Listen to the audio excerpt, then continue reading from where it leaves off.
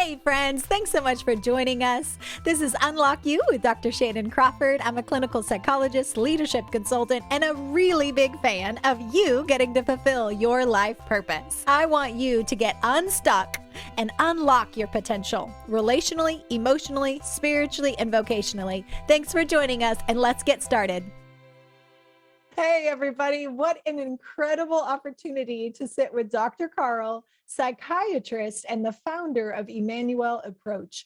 He has a lot of years helping people hear God for themselves at a brain science way, which I so appreciate that we are very magnificently wired and sophisticated.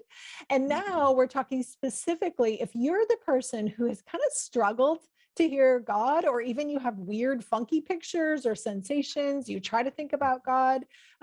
Even in my own life and in working with clients, sometimes I'll say, picture Jesus, and they'll see the male body parts and it freaks people out. And we want to unpack why that is. One, if you have had any kind of odd, weird God, Jesus experience, you're normal. You're not broken. There's brain reason why. And he's going to share about anchor memories that actually create the filters that make it really hard to hear and see God when we have any kind of big trauma or small trauma background. So thank you, Dr. Karl, for joining us again. Hey, you're so welcome. I'm glad to be here. Yeah. So I guess last week, we talked about simple brain science stuff that can dramatically increase your success rate, the chance of you being able to perceive Jesus's living, tangible presence, and kind of sense an interaction, a relational interaction. You'll be able to sense communication back and forth. You can ask a question, you'll sense an answer. You'll feel an actual living interaction with Jesus. Simple tools to do that. And my experience, having done this for tens of thousands of hours, is there's a lot of people right out of the box, those simple tools work. Fantastic. Good for them. Good for them. Yeah, I mean, it's wonderful that we can teach lay people to use these tools. We send a mission team to Uganda. We have 45 volunteers show up. Most of them are 23-year-olds with third-grade educations, and they can learn those simple tools: positive memory, stirp appreciation, get your relational circuits on. If you got a God memory, that's good. Invite Jesus, and then describe whatever comes into your awareness. And 2/3 of the time, whatever, half the time, actually in third world countries, they have a lot of faith. It works even better. The fact that a few hours of training with 20-something-year-olds with third-grade educations, and it works 2/3 of the time, that's crazy. That's wonderful. That's amazing. But there's also a lot of people, and Dr. Shannon and I actually are both in that category, where it doesn't work so easily, so quickly. Mm-hmm. And the by far the most common, the single most common, the second most, the top three things that get in the way are variations of memory anchored interference of some kind. Yeah. And give an example that people will all get. We all kind of know. So let's say, I'm a woman, I'm married. My father was an alcoholic, and he would come home drunk. You could smell alcohol smell alcohol in his breath, and he would sort of be labile and sometimes violent and scary. So 20 years later, I get married. My husband, maybe he goes out with his friends and has like one beer, never gets drunk, no behavior anybody else would ever observe to be a problem. But if I smell alcohol in his breath, my emotional memories will come forward. And even if I have some awareness of it, hopefully, but a lot of the pain, a lot of the emotional memories from Dad, who really was a scary, toxic alcoholic, will get transferred onto my husband if there's just some kind of a stimuli link. Yeah. And even if he's not doing anything actually observable behavior that's problematic, just the most important man in my life smells like alcohol, the red flags go up and the sirens start blaring. Well, the same thing happens with God. If I have a negative experience with my gym teacher, who's kind of the authority figure who's in charge of the playground, and he does not do his job to kind of make it safe for the little kids, if he sort of ignores the fact that the bullies are kind of cheating all the time and dominating the playground. This is actually a real example from my life. In a sneaky way, and if I were the enemy, I would do this.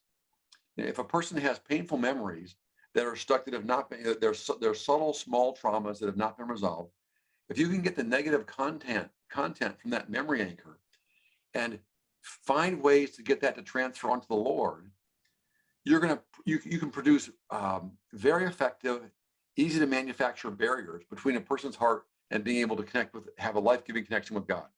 So yeah, it's not a surprise. There'd be certain situations in my life that would kind of where it would feel like God was not protecting me from the bullies, and it would at least other people would look at it and not see that. But if there was enough of a similarity, just like I just smell alcohol on the breath, and even though he's not doing any behaviors that are actually bad, there's enough of a memory, there's enough of an association link.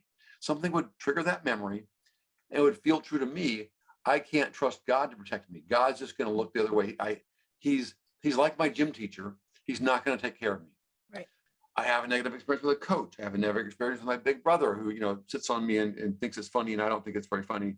I have a negative experience with my dad, with an employer, there's 100 places in life you can have negative experiences that get subtly transferred onto the Lord, and they will cause you to have a memory anchored, distorted perception of God's character and heart. Yeah.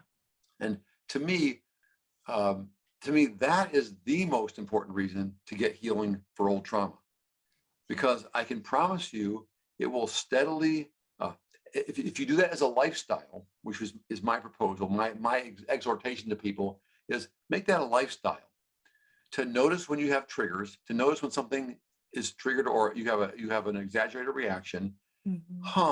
That must mean there's something in the past getting stirred up. And have a place in your life, a prayer partner, friend where you can do a manual prayer, a therapist you work with. Have a place in your life where you can, when you spot those triggers, you can go take care of them, and just steadily, as you go through life, just sort of shovel them out. You don't have to go on a retreat and come out perfect. That's not going to happen.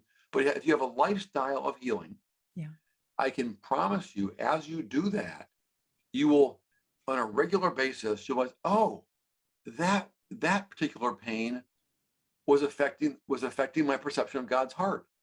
And since I resolved that specific traumatic memory, this old weird thing that used to feel true about Jesus doesn't feel true anymore. Now it just feels true that he's my friend, or that he's safe, or that he's trustworthy, he's life-giving. And as I was telling Dr. Shannon before we started recording, on the website, there's a supplementary chapter for the Big Lion Book. It's like 45 pages long about this phenomenon, about how you can have memory anchored hindrances between you and God. And most of the chapter is true story examples to kind of illustrate the principles. And I think there's maybe 23 in the chapter, and 21 of them are from my life. And the cool thing is, as you do that, you will feel and see, you will observe your connection with the Lord steadily improve. And as those memory anchored hindrances are identified and resolved, it will be easier to perceive God's presence and connect with God. Your ability to hear accurately will improve. The connection will be stronger and clearer, and every aspect of your connection with the Lord will steadily improve as you get rid of old painful experiences that are memory anchors for distorted perceptions of God's character and heart. I don't think there's any way to exaggerate how important that is and how valuable that is. And just, it's the way our brains are wired. We all kind of get that with other people. Like I said, the alcoholic dad, and then you get transferred to your husband. And that's the way the brain works. And it seems to work the same way with our relationships with God. So good. It's so good. And it's just making me think of how many times we don't realize, because we're looking at the person or we're thinking about God at a conscious level. So the prefrontal is focused in the present, and we don't realize the unconscious mind is the hard drive that's still creating or auto-populating those filters and life experiences. And so it's kind of transposing that face, because I think in our land of mental health, it's easy to make those connections. But a lot of times when you're the person, or when it's me, it's really hard to make the connection of dad, alcoholic from the past, and today I'm just irritated and I don't feel safe with you, partner. So it's really hard to make that connection if you're not recognizing, oh, I have a whole different system running in the background like a hard drive that it's auto-populating all of these filters, beliefs, life experience, classical conditioning, and that's getting projected onto God. And so, yes, I want to hear outsmarting yourself. Yes. So along the lines of what Dr. Shannon was just saying, the the expanded version of those comments, I have two books. One's all about the Emmanuel approach, and the other one is sort of the whole worldview of implicit memory, how old trauma where it comes from, and how it can be sneaky and invisible, how invisible memory from old trauma can kind of sneak forward quietly and not be recognized. And then how there's a part of your brain that kind of makes sense out of the world, what's happening in front of you. I call the verbological explainer. And what it usually does is looks at whoever's standing in front of you and tells you a story about why they're causing your emotions that you're experiencing right now. Yes. And most people, I'm so glad you brought that up. Most people do not recognize the connection. The way it happens, I'll have a conversation with God about this one. This is a divine design feature. I'd be like, God, why wouldn't you give us a bell? Like I wish he had included an implicit memory bell so that whenever old emotional memory is sort of subtly sneaking forward from an old trauma, that a little bell would ring, and there'd be a little part of your screen, like, on the science fiction movies where you have this little heads up display, for the robot or whatever, and there'd be a little icon in the corner that would flash, and a little bell would chime, ding, ding, ding, implicit memory, hey, you're being affected by old traumatic memory. So that's like in my suggestion box is, Lord, why didn't you include that? Exactly. All joking aside, my second book is all about that stuff, trauma and that emotional memory and how it slides forward invisibly, and how you almost always look at the person in front of you and tell yourself a story about why they're causing whatever emotions are actually coming from an old memory. And if you don't spot that, you put old stuff on the people who are in front of you in the present. Absolutely. And if that old stuff is contributing to a conflict, there's no way you're going to resolve that conflict if you're not aware of the fact that half of the trouble, 2/3 of the trouble is coming from the past. Right. And if you're insisting the person in front of you take responsibility for that old stuff, and they can intuitively feel that that's not right. They recognize, hey, I'll own I'll own a piece of this, but I can't own. You want to bill me for the whole thing. I'll own 30%, that's mine. But they're not going to be able to acknowledge, to validate or cooperate with a plan where you're insisting that they own and pay for the 72% that's coming from your dad. Yeah. And what you have there is an irreconcilable difference. If you have a conflict and old implicit memory from trauma is coming forward and affecting it, and you don't recognize that, and you're insisting that your partner or your friend or your boss is owning stuff that's not theirs, that the only way forward that feels okay to you is for them to own it. They can't do that honestly, and you're stuck.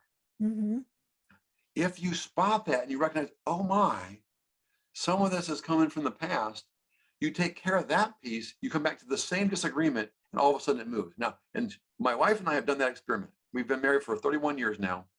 We've done that experiment. And this is crazy. The first 10 years of our marriage, we did without these tools. So we had a collection of, maybe 10, 12, 14 arguments, issues where we repeat. Yes. And we had gone, and by the time you get in 10 years, after the first 3 minutes, I could tell you, okay, you're going to say this, I'm going to say this, you're going to say this. Let's just skip the middle, go to the end. I mean, it would be a familiar pathway that would be the same every time.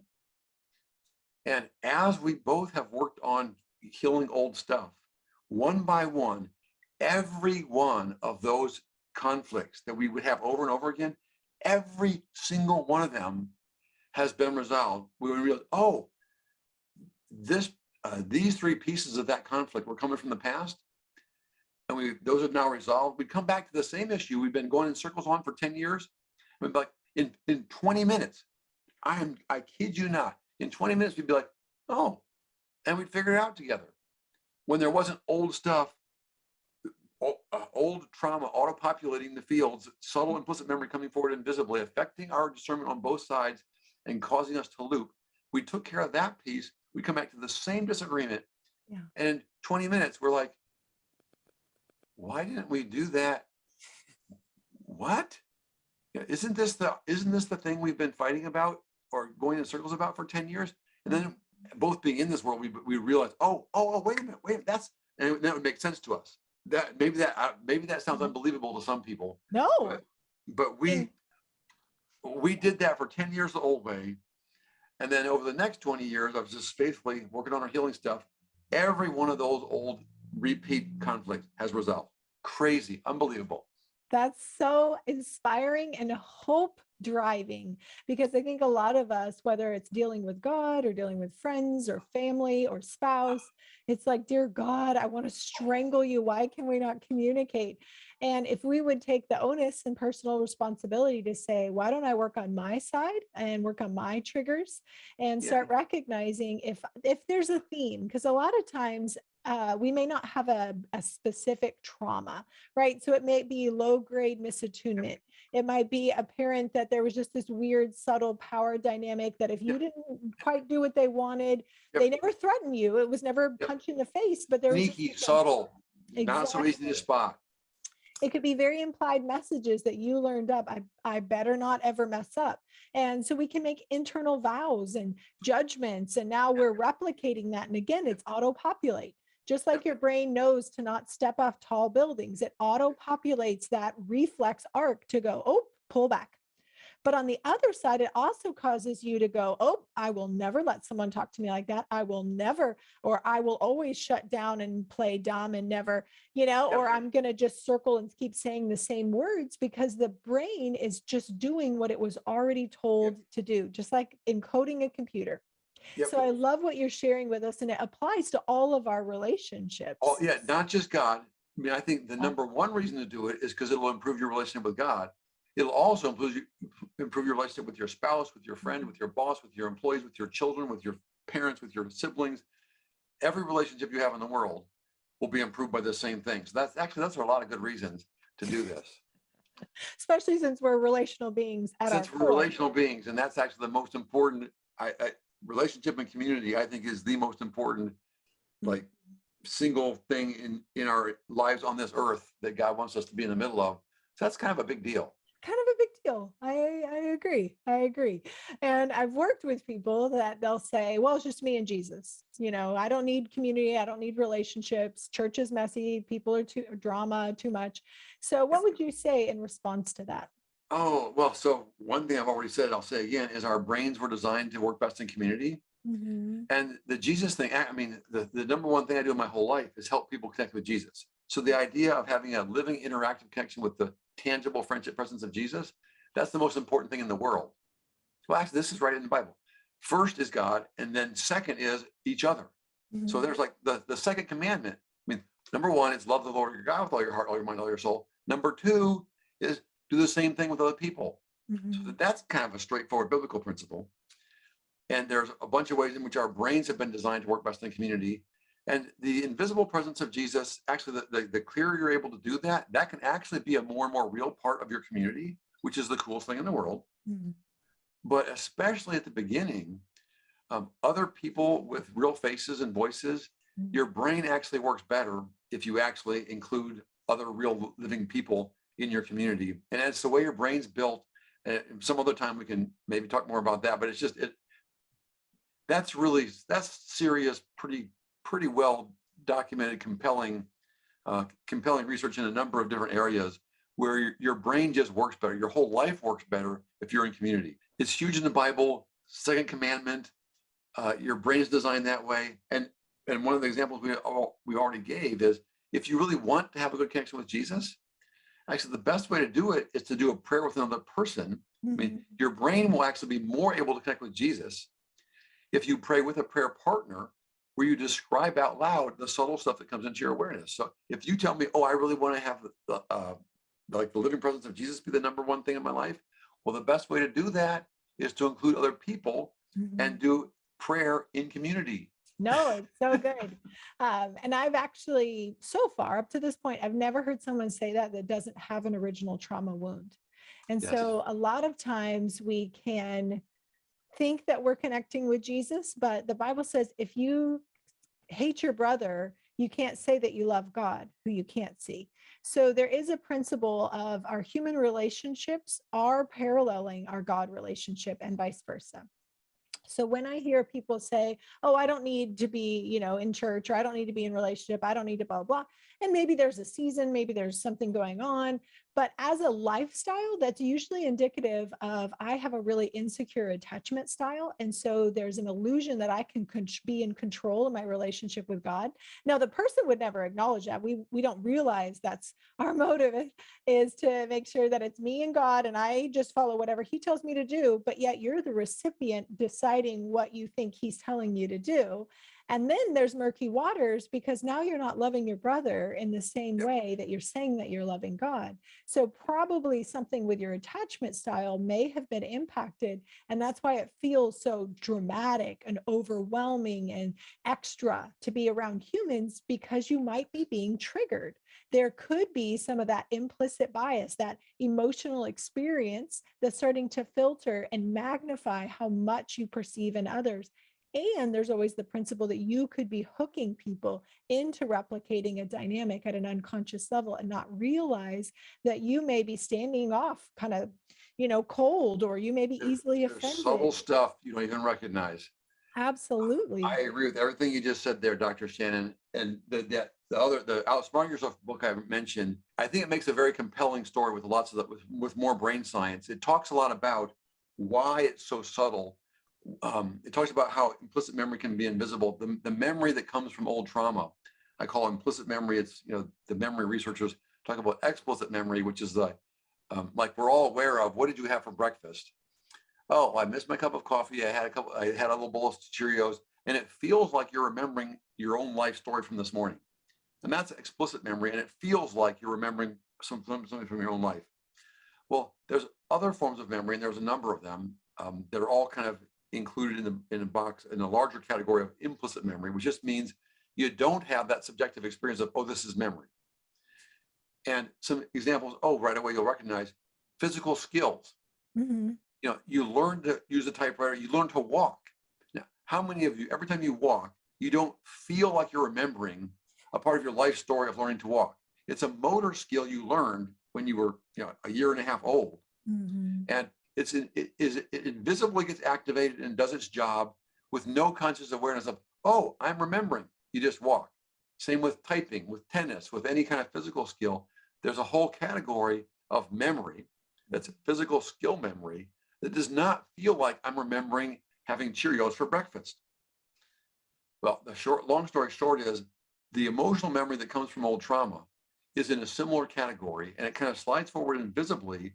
And the book has a much more detailed description of stories and examples in brain science that if people have trouble with that one, if you're a listener and you're kind of not sure about this one, I would encourage you to, Charlotte and I, my wife and I, we apply principles from that book every single day of the year. I mean, 360, maybe 364. There might be one day where we're both sleeping all day because we have the flu or something. But like 364 days a year, we use principles from that book. And I think it would help if you're not sure about those principles Dr. Shannon has been talking about. It does a real thorough job of here's the brain science, here's the case studies, here's examples, real life examples from my clinical practice. And when you put it all together, it's a very, very compelling picture. This really is the way your brain works. And small trauma memories can slide forward quietly. Mm-hmm. And then that part of your brain that explains what's happening right now will tell you a story about the person standing in front of you. And most people can't feel any of that. And they buy it. And they don't realize that old stuff is affecting them. Yeah. And it's, like I said, it's impossible to fix a problem if two of the important variables in the equation are not being acknowledged. There's no way you're going to solve that one. Yes, absolutely. And we can drive ourselves crazy and drive away important relationships.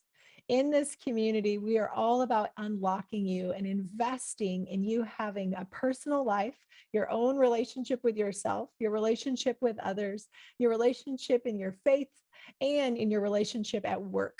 All of us are bringing our background, our life experience, this whole smorgasbord onto those around us. And if you notice there's a theme where you're perpetually the victim or the outsider, or you always have to be the leader, you always have to be in control, or whatever that theme might be, do your own work. And I'm very open on this channel that I am a clinical psychologist. I do this for other people, but I have my own appointments. There are blind spots, there are defense mechanisms, coping mechanisms that protect me from my stuff. So please, a part of this journey and getting truly unlocked is investing in yourself, investing in good community. Obviously, there are unhealthy churches, unhealthy people out there, but you don't have an excuse. There are enough good, healthy people and healthy churches and places to be that you can get invested into. And we want you to get these resources. So, Dr. Karl, what are the books that you would recommend and how do people get in contact with you? Yes. So easy thing is our website, www.emmanuelapproach, all one word.com. And there's piles of material there. There's little video clips, preview, like a preview from a movie of like live sessions where you can just in 5 minutes, you can see Jesus heal somebody. I mean, just the good parts. So there's like little video clips, there's free download essays. Then from the website, the 2 books I mentioned, you can find those. Then there's also, actually, this is just new from the last couple of months. Over the last 2 years, spent like 2,000 hours, 2,500 hours putting my basic training seminar about the Emmanuel approach is now kind of in a DVD set, somewhat condensed version, but it's essentially the basic training seminar. So for each component, like the ones I mentioned, I explain the theory, and then my wife and I demonstrate it where I'm the recipient, she's a facilitator. I explain the theory, then we demonstrate it live. And then there's worksheet handouts, exercise handouts, where then you can pair up in 2s or 3s and practice what we just explained and demonstrated. So that's a fantastic resource that's just available. I mean, people have been asking that for 20 years, and it was a big, long thing to do. And so that's also available. You can find that from the website. And the Outsmarting Yourself book, so I can squeeze this in. There's those relational circuits I talked about.